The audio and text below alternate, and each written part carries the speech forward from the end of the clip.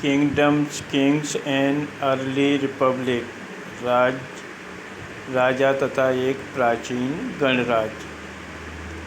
जनपद, इससे पहले हम कुछ राजाओं के अश्वमेध यज्ञ के बारे में पढ़ चुके हैं कि पहले कुछ राजा अश्वमेध यज्ञ के द्वारा अपने को राजा प्रतिष्ठित करते थे। आज इस वीडियो में हम जनपद, महाजनपद तथा उनके शासन, कृषि में बदलाव के बारे में जानेंगे।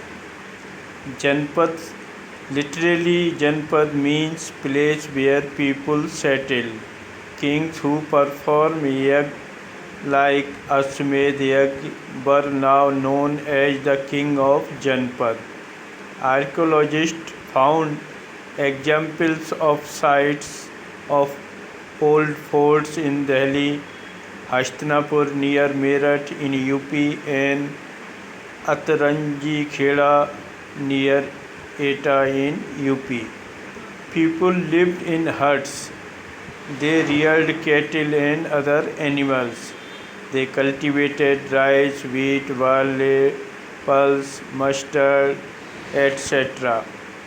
Earthen pots were made and they were painted. Hindi में जनपद। जनपद शब्द का शाब्दिक अर्थ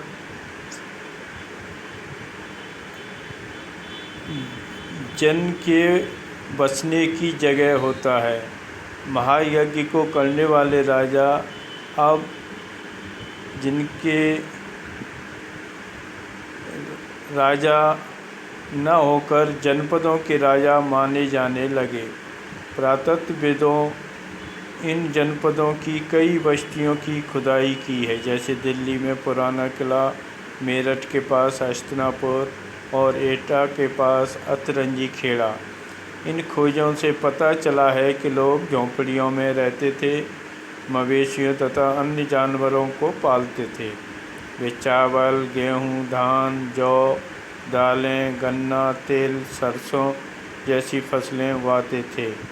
लोग मिट्टी के बर्तन भी बनाते थे, जिनमें कुछ धूसर और कुछ लाल रंग के होते थे।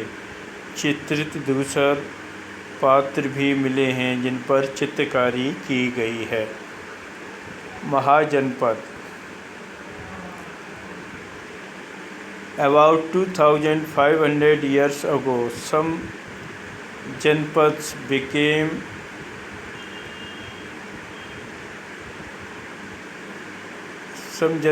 became more important. These were known as Mahajanpad. Generally, each Mahajanpad has its capital. Many capitals were fortified for safety from invasions of other rulers. Kings also showed their power and wealth by making such forts. Regular army was maintained and soldiers were paid regular salary. महाजनपद। करीब 2500 साल पहले कुछ जनपद अधिक महत्वपूर्ण हो गए थे। इन्हें महाजनपद कहा जाने लगा। अधिकतर महाजनपदों की एक राजधानी होती थी। राजधानियों की किलेबंदी की गई थी, जिससे अन्य राजाओं के आक्रमणों से सुरक्षा की जा सके। अपना वैभव एवं समृद्धि दिखाने के लिए भी किलेबंदी की जाती थी। किले के अंदर रहने वाले लोगों और उस पर नियंत्रण रखना भी सरल हो जाता था। अब राजा नियमित सेना रखने लगे थे। सिपाहियों को नियमित वेतन दिया जाने लगा था। टैक्सेज।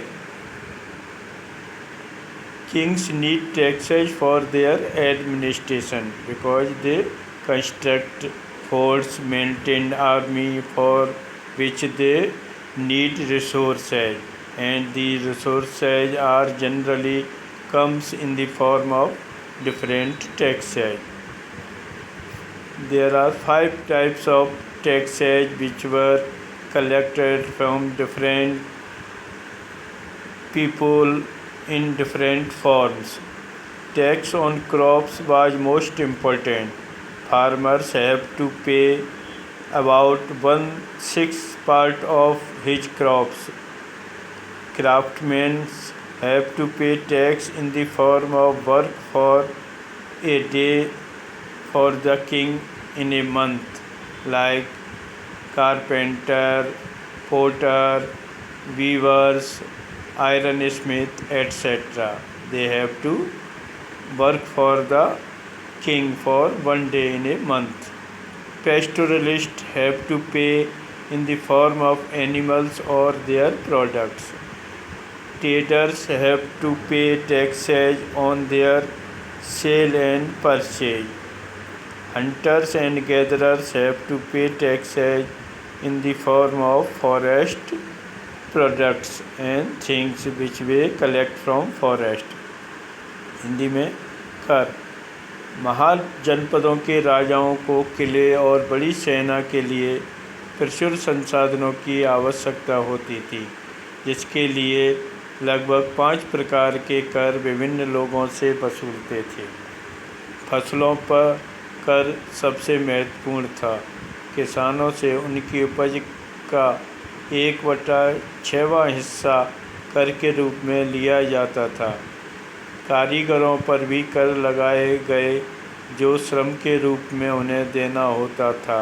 उन्हें महीने में एक दिन राजा के लिए काम करना पड़ता था, जैसे बढ़ई, कारपेंटर, जुलाहे, आयरन स्मिथ, लोहार वगैरह। जो जिस शिल्प को करता था वो राजा के लिए उसी शिल्प के रूप में एक दिन राजा के लिए काम करता था। पशुपालकों को जानवरों या उनके उत्पाद के रूप में कर देना पड़ता था। व्यापारियों को सामान खरीदने बेचने पर कर देना पड़ता था। आकेटकों तथा संग्राहकों को जंगल से प्राप्त वस्तुएं देनी होती थीं। Changes in agriculture. Two major changes occurred in agriculture in this period. Iron plough were used.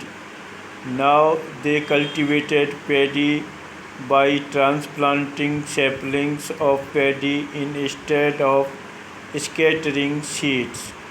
Production increased by this method. For this hard work, most of the work was done by dasas and dasis and कामकार landless labourers. कृषि में परिवर्तन। इस युग में कृषि के क्षेत्र में 2 बड़े परिवर्तन आए। पहला, हल्के फाल अब लोहे के बनने लगे, जिससे खेती करना आसान हो गया। अब कठोर भूमि को भी जोता जा सकता था और कम मेहनत पर फसल की खेत तैयार की जा सकते थे।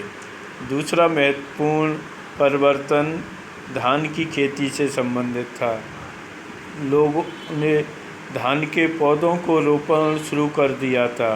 पहले बीज छिड़ककर धान उपजाए जाते थे। रोपण से उत्पादन अधिक होने लगा, क्योंकि इसमें ज़्यादा पौधे जीवित रह पाते थे और इससे उत्पादन बढ़ने लगा। लेकिन इसमें श्रम अधिक पड़ता है। इसमें कमर तोड़, क्योंकि पौधों को पानी भरे खेत में हाथ से लगाना पड़ता है, इसलिए लगातार झुककर काम करना पड़ता था। ये कमर तोड़ परिश्रम लगता था इसमें, और यह काम ज़्यादातर दास, दासी तथा भूमिहीन खेतिहर मजदूर, जिन्हें कमकार कहते थे, के द्वारा किया जाता था। तो इस प्रकार खेती में बदलाव महत्वपूर्ण हुए। इससे खेती में उत्पादन बढ़ने लगा, काम आसान हो गया लोहे के हल यूज करने की वजह से, तथा धान की खेती का तरीका बदलने से कि छोटे पौधों को लगाकर रोपण कर कृषि की जाने लगी धान की, जिससे उत्पादन बढ़ने लगा। लेकिन यह काम मेहनत वाला काम था, जिसमें ज़्यादातर झुककर काम करना पड़ता था। तो आज इस उसमें हम अब इसके बाद कुछ महाजनपदों के बारे में, जिसमें मगध, वज्ज आदि के बारे में अगले वीडियो में पढ़ेंगे।